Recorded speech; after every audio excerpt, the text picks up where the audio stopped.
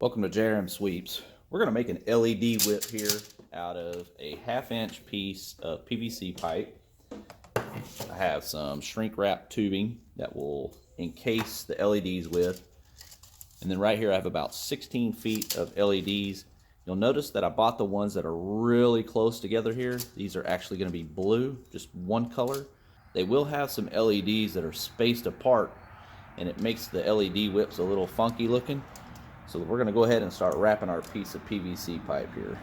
For material, I have a 1/2-inch piece of hot water PVC, and then I have this adapter piece here that I'm going to glue on.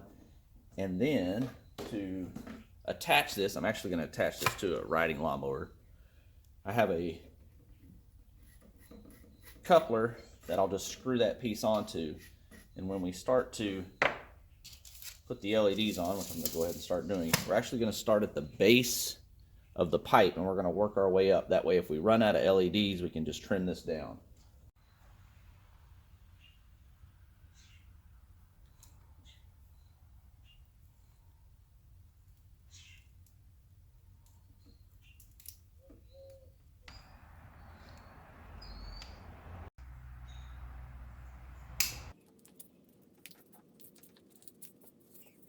I'm ready to go ahead and start heat shrinking the tubing.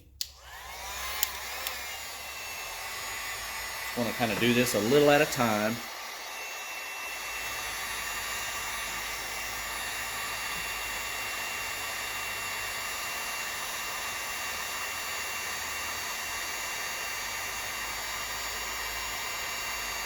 Take your time on this. You don't want to burn the tubing. Don't want to mess up any of the LEDs. To cap off this whip here, I'm just going to use this bolt since it is a budget build. And then just simply take, I could have left some more on there, but I didn't.